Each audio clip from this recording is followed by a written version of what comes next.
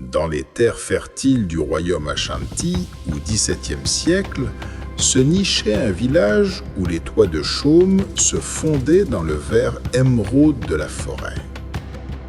C'était une communauté où les traditions étaient tissées dans le quotidien et où les anciens affirmaient que les ancêtres parlaient à travers le murmure des feuilles.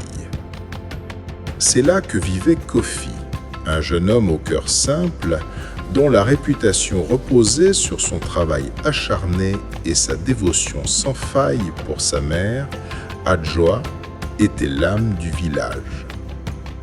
Sa générosité n'avait d'égal que la sagesse de ses conseils, et son sourire pouvait consoler les cœurs les plus lourds. Elle avait élevé seule Kofi, lui transmettant la valeur du respect et de l'humilité. Kofi s'échinait dans les champs de cacao et d'igname. Il se levait avec le premier chant du coq et ne rentrait qu'à la tombée de la nuit. Son unique aspiration était d'offrir à sa mère une vieillesse paisible.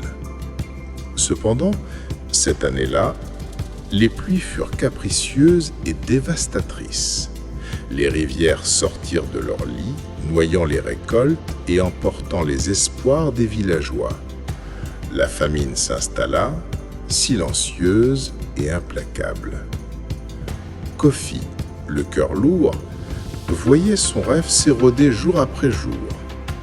Chaque fois que sa mère lui offrait une maigre portion de nourriture en prétendant ne pas avoir faim, il sentait le poids de son impuissance l'écraser.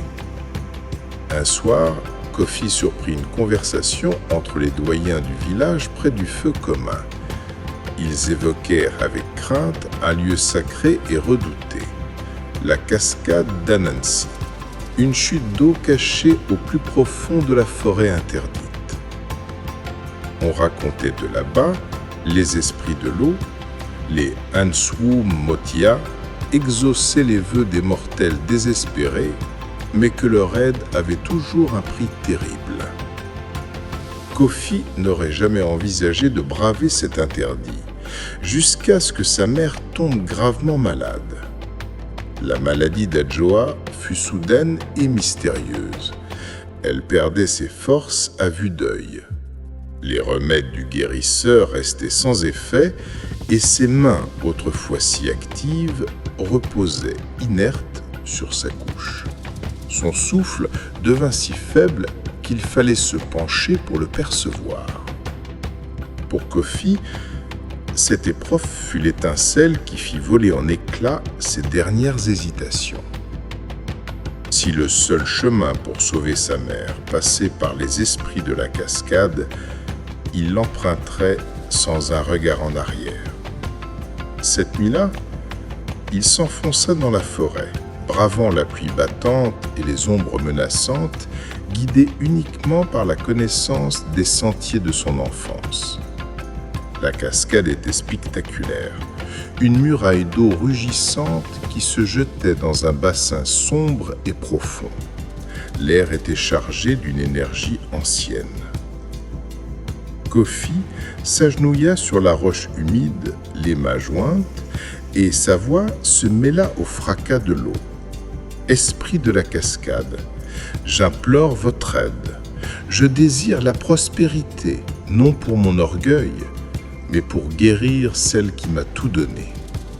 Accordez-moi de quoi la soigner et lui offrir le repos qu'elle mérite. » Une brume épaisse se leva de l'eau et une forme gracieuse mais inquiétante se dessina, une Nsuo Motia, un esprit de l'eau à la peau luisante comme une perle et aux yeux brillants comme des éclats de lune. Sa voix résonna, claire et mélodieuse, mais dénuée de chaleur. Nombreux sont ceux qui viennent ici pour la fortune, fils d'Ashanti. Tu viens pour ta mère, c'est un noble désir. Kofi, tremblant mais résolu, soutint son regard. Elle est ma seule richesse, je ne veux que son bien-être. L'esprit esquissa un sourire énigmatique. Je peux t'offrir une abondance qui dépassera tes rêves. des récoltes qui ne flétrissent pas, du bétail qui se multiplie, de l'or qui jaillit de la terre. Mais tout don a une contrepartie. Le prix sera ce que tu chéris le plus. Kofi songea à sa propre santé, à ses années de labeur, à sa jeunesse. Tout cela lui semblait dérisoire face à la vie de sa mère. Il répondit d'une voix ferme : « J'accepte le marché. » Le jour suivant, le village fut frappé de stupeur. Les champs de Kofi, hier encore dévastés, étaient couverts de plantes vigoureuses et de fruits mûrs.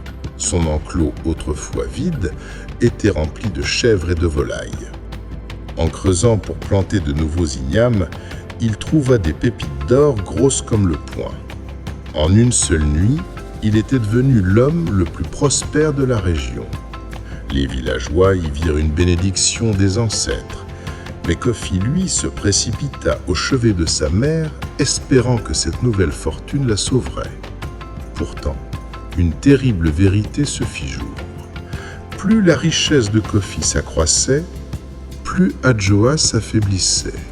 Son regard se voila, sa chaleur corporelle diminua et ses mains, autrefois si actives, reposaient inertes sur sa couche. Son souffle devint si faible qu'il fallait se pencher pour le percevoir. Kofi comprit alors l'effrayante malentendue. L'esprit n'avait pas demandé une chose qu'il possédait, mais ce qu'il chérissait le plus, et ce n'était autre qu'elle, sa mère. Accablé par le chagrin et la culpabilité, Kofi retourna à la cascade en courant, le cœur brisé. Il arriva devant la chute d'eau, hurlant à plein poumon pour couvrir son fracas. « Esprit, montre-toi! Je ne veux plus de ta prospérité. Reprends tes dons maudits. Rends-moi ma mère. » La silhouette de l'âne soie Motilla réapparut, aussi calme et imperturbable que l'eau du bassin. « Tu as obtenu ce que tu as demandé, fils d'Ashanti, et j'ai reçu mon dû. Le prix était clair. » Kofi s'effondra sur les rochers mouillés, ses sanglots se mêlant aux embruns. « Écoute-moi, toutes ces récoltes, tout cet or, rien de tout cela n'a de valeur si ma mère n'est plus là. Je ne te demande pas de me laisser riche, je te supplie de me la rendre. À quoi me sert cette abondance si la raison même de mon désir a disparu ?» Un silence étrange s'installa, et même le grondement de la cascade sembla s'apaiser. L'esprit de l'eau observa longuement Kofi, et une lueur nouvelle, presque une surprise, anima son regard d'outre-monde.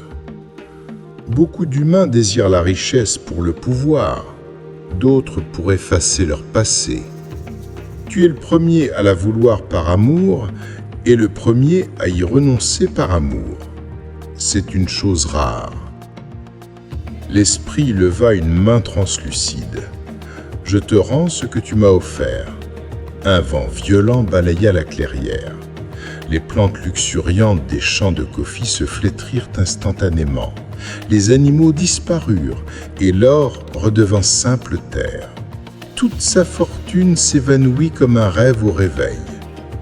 Au même moment, dans sa hutte, Adjoa ouvrit les yeux et inspira profondément comme si elle sortait d'un long et mauvais rêve. Quand Kofi regagna son village, il ne possédait plus rien de sa richesse éphémère. Mais devant sa porte, sa mère se tenait debout, faible mais vivante, un sourire amant sur les lèvres. Il la prit dans ses bras, le cœur débordant d'une gratitude que les mots ne sauraient exprimer. Les villageois s'interrogèrent sur la disparition soudaine de sa fortune. Mais Kofi répondit simplement : « Je n'ai rien perdu. J'ai retrouvé mon unique trésor. » Aujourd'hui encore, les conteurs Ashanti partagent cette histoire au coin du feu. Ils enseignent que la véritable prospérité ne réside pas dans les biens que les esprits peuvent accorder, mais dans ce qu'un cœur amant refuse de sacrifier. Et ils ajoutent que parfois, même dans le monde invisible, la pureté d'un amour filial peut toucher le cœur des esprits les plus anciens.